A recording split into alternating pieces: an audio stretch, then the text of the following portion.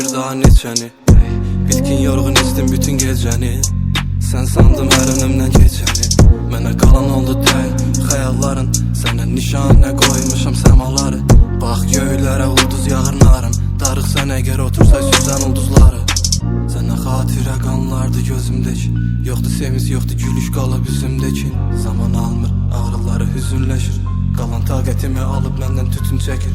Sən dağıt, mən qoyacam yoluna. Sarılaq sevinclə, dərd olarıq sonra. Vaxt bitir, çox gecikmə, yorma.